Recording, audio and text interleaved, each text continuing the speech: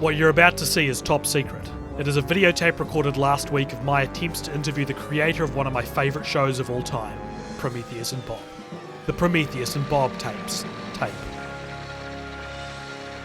This kid wrote, I like Kablam, I hate the alien, I want to beat him on the head, and Bob is free and alone, and the monkey is in jail and beating on the head every day, again and again. Wow. It's like a haiku. Does the fact that I'm like making a video about your show, does that trump that in terms of best pieces of fan mail you've ever received? Yes, it does. I'm glad you're there. I'm really glad. I'm happy to talk about it again. This is Cote Zellers. Hello, I'm Cote Zellers. I'm a director, animator, writer, producer, and the creator of Prometheus and Bob. What you're about to see is top secret. It is a videotape recorded 900,000 years ago by an alien using a remote-controlled camera. It shows his attempts to educate a caveman. They have been codenamed the Prometheus and Bob tapes. Prometheus and Bob followed the stop-motion slapstick misadventures of an alien trying to teach a caveman the basics of life. From bowling, to dating, to ice skating.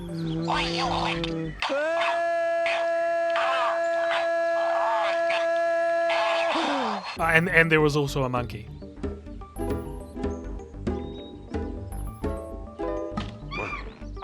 Prometheus and Bob aired 40 1 to 2.5 minute episodes from 1996 to 2000 as part of Nickelodeon's animated variety show Kablam, which also included other experimental kids shows you may vaguely remember like Action League Now, Life with Loopy, or The Offbeats.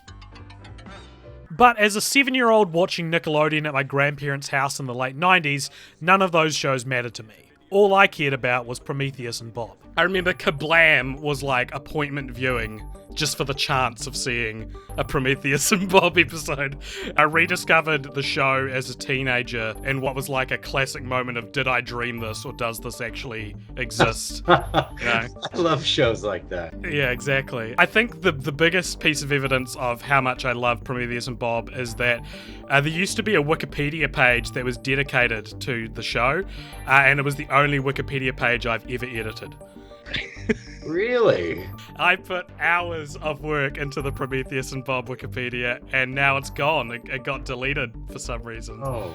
Prometheus and Bob has stayed with me my whole life. I would Chromecast episodes from YouTube at parties. I would watch episodes by myself. I absolutely loved the show, but I never knew anything more about it. Where did it come from? How did this idea burst into existence from Cody's mind, just as Bob himself would have burst from the primordial ooze? I directed a lot of commercials, and we would have leftover sets, and sometimes the equipment would still be rented for a day before it had to be returned. So I got in the habit of making short films with whatever was left over. Since I had a prehistoric set left over from a lottery commercial, I came up with the idea of an alien teaching a caveman how to use fire, hence Prometheus, the Greek god that brought fire to man. And Bob uses the fire at the end to cook Prometheus, and the monkey flies the saucer into the camera. So that was kind of the pilot. It was very dark, but the producers of Kablam, they liked it on the condition I never show that to anyone and come up with a little bit more friendly version. So just started writing episodes based on, the same concept. Does that pilot exist in any form still, or was it? I'm sure I have it on tape. I probably have it on VHS somewhere or 3/4. Oh my goodness. Yeah. Well, what a collector's item that would be. I had to sign a contract to say I wouldn't show it to anybody, though. Well, then I guess it is the most exclusive collector's item you can get then, right? Then only you have it. The contract's probably long over. Now, of course, while Prometheus and Bob wasn't a massive production, Cody didn't work on the show all by himself. Bob Bittenthal was great. He's the one I'm still in touch with. He still does stuff for Nick. David Ernst, he was an incredibly talented model maker. He would work on the models for the next episode while I was shooting the episode before. I would work on models too, but not as much. I would do a lot of sets and models, but it was mostly just Dave, myself, and the sound designer, Daniel Shklair. Excellent, just a genius with music and sound. And only rule I gave him was no slide whistles. It's not like cartoony reality. We try to keep it as real as possible. He did a lot of Foley work for that. Yeah. And I would record. He only lived a block away, so I would record all the voices in his studio apartment. So you're the voice of Prometheus and Bob? Yes. Yeah. We would pitch Bob down a little bit and pitch Prometheus up a little bit. He was originally very, very processed, but he didn't seem to have any kind of range. So he became less and less processed and more my voice as time went on. And Bob was always just, hey, just. When I was obsessed with the show in high school and no one else knew what it was, whenever someone would hit me or whatever, I'd be like, hey, I'd just do a Bob impression the whole time. That's really good. Oh, thank you. My Prometheus impression still needs a bit of work.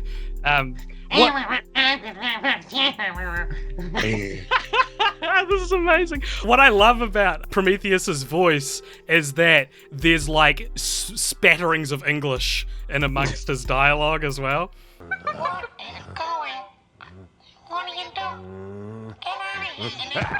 There was a lot of swearing I would do too, and some of it's in there if you really listen for it. I would do a swear and Dan would have to flip it around, like he'd just reverse it, and it would still sound like what it was. I don't know how that happened.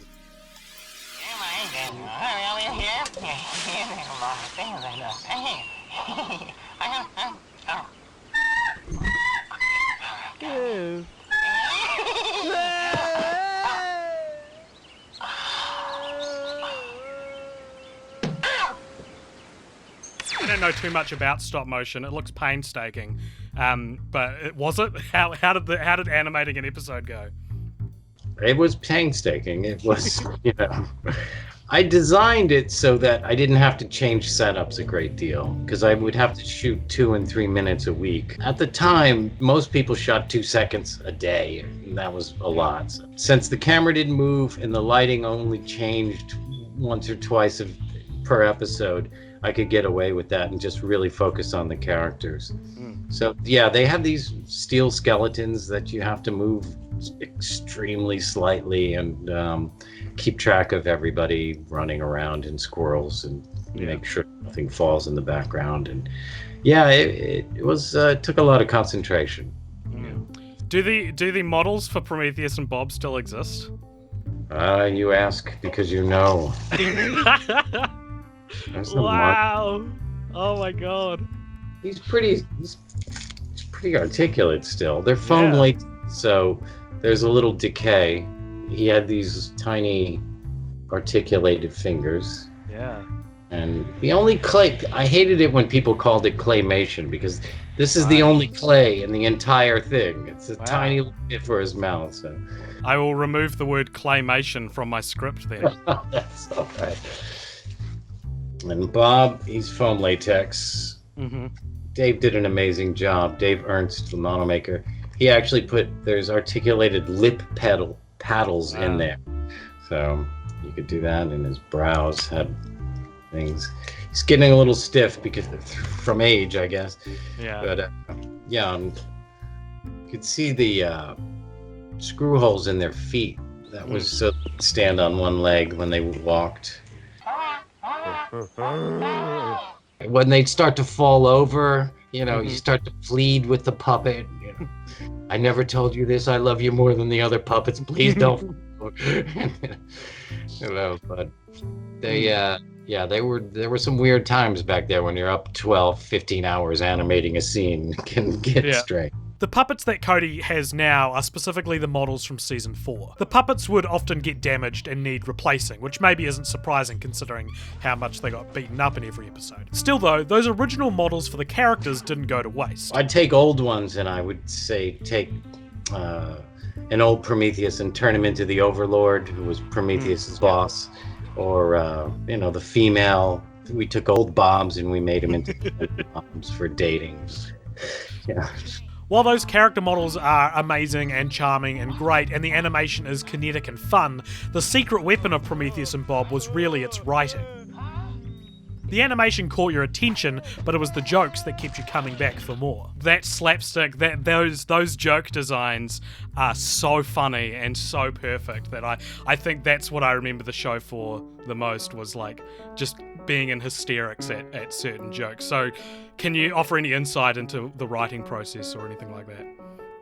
Well, for a slapstick like this, it was pretty simple. I would just come up with an idea for like basket weaving or canoeing. Think of the worst fucking possible thing that could happen. Yeah. And then work back. That's awesome. Try to work in, what leads up to it. What are the little Chekhov's guns in the scene that are going to come into play later? If there's don't waste it. As you've pointed out, don't waste anybody's time. It's a joke. It's like a short story. Every frame has to count in a short film like this. So I would just I would do that, but I would also change things. I mean, I would have to submit the scripts, and they would have notes. And I had a rule: if they had more than 4 notes, I'd just scrap the script, because I did not work on something I didn't feel was my own. So I would just give them a new script. And then that would be a long process. Then I'd storyboard it. But often when I went to shoot it, since stop motion is such a time-consuming process, I think of something funnier or what I thought would be better. And I would just shoot that. And as long as I didn't point it out and it was funny, I got away with it. So that happened a lot. I mean, nobody ever went, "Hey, we didn't approve that in the storyboard." I was like, "Yeah, well, that tree fell back in the background, and I had to work it in somehow, so a Bigfoot came through there." I had the rule that nobody was going to reach out of frame and grab an anvil and drop it. They had to obey physics. I mean, we stretched physics. I stretched physics quite a bit, but it still had to seem like it could really happen. And that was pretty much the only rule, aside from the standards and practices that I had to abide by, which I nearly broke all of, except for drug use and female nudity. So... Very cool. You're such a rock star of the Nickelodeon animation industry. Didn't mean to, but they wouldn't have been funny. I mean, they wanted Bob to wear a safety helmet, for Christ's sake. It would kill the gag. It's not funny. Wow. The genius of the writing didn't stop at the jokes and slapstick, though. One of the things I found most interesting about Prometheus and Bob was its world building, how true the show stayed to its own lore. Which is interesting because a show as simple as this shouldn't need to be as consistent as it is. I always really appreciate it when something that doesn't need to have lore has lore. There was the alien language that titled each episode, or Prometheus's futuristic tools and equipment, which would show up in multiple episodes, like the freeze array from furniture or wheel or magnetism.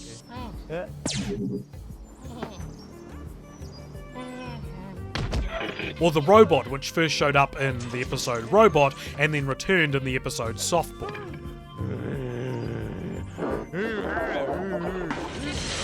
There was also, of course, other recurring characters, like the Overlord, who showed up in 3 of the show's episodes: cooking, trapping, and laundry. I was very conscious of trying to be consistent. I was trying to build the world as I went. Had it continued, I would have had other aliens teaching other hominids, and competition between the two, like who could teach better. As it turns out, repurposing those old models actually served a much deeper purpose for the show, outside of it just being a small, frugal production. I remember Softball. I had nobody that could be reliable to pitch. I mean, he couldn't have the monkey do that. The monkey was the catcher, so Yeah. the robot was handy for that. And also, you could knock the head off the robot, and I wasn't going to get yelled at by Nickelodeon. He was. Yeah. Robot would have probably been around a lot more had things continued. Reusing characters like the robot actually allowed for the mythology of Prometheus and Bob to feel much richer than it otherwise would.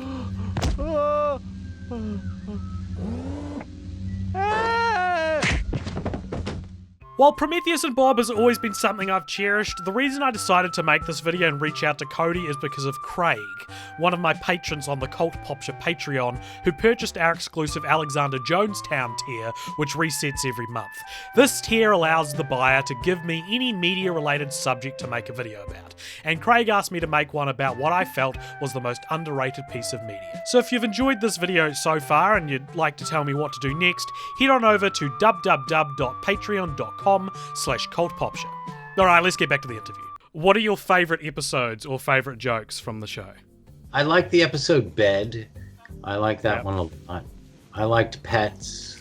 I enjoyed when they came out and they were simple and clear, and I was happy with the way they came out. I still like Boxing because it's got a kind of a Sasquatch in it thing. So, my favourite episodes, or at least the ones that I show people if they've never heard of the show before, I show people either tape 86, which is Toilet,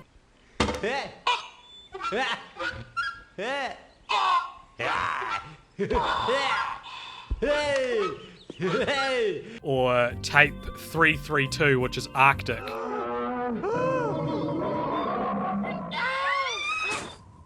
And my favourite joke specifically in the whole show, and I've been yammering on this for years, is in Arctic when they're trying to lure the polar bear out of the igloo into the cage.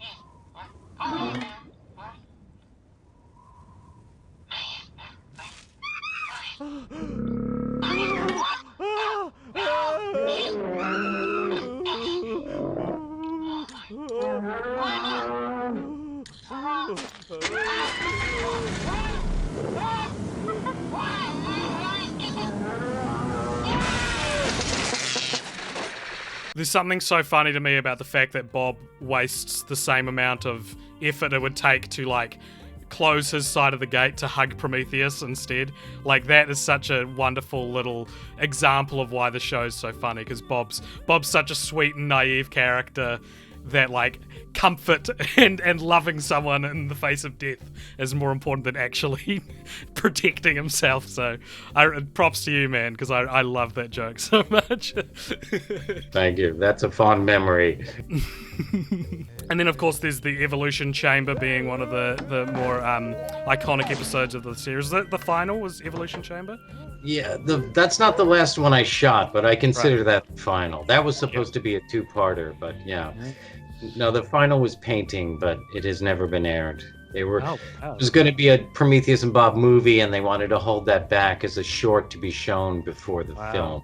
That's right, a movie. There was going to be a Prometheus and Bob live-action feature film. So what happened? I went to Paramount and had a meeting with Amy Heckerling and her producer. She was going to direct it. It was supposed to star Chris Farley and David Spade.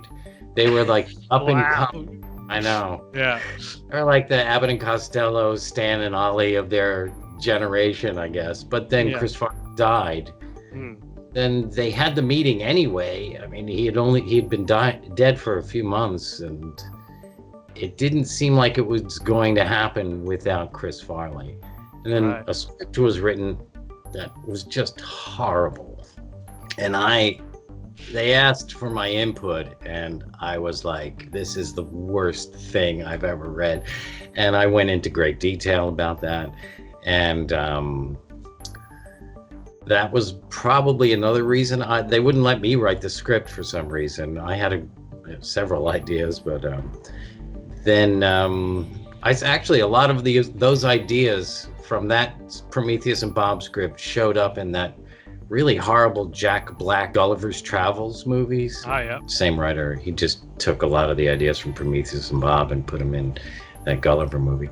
But Yeah, that was the end of the movie. But every once in a while, I call Nickelodeon and ask them when are we going to do a modern Prometheus and Bob for the next generation. And one person told me it will never be made. Everybody else seems to just humor me. So I don't know.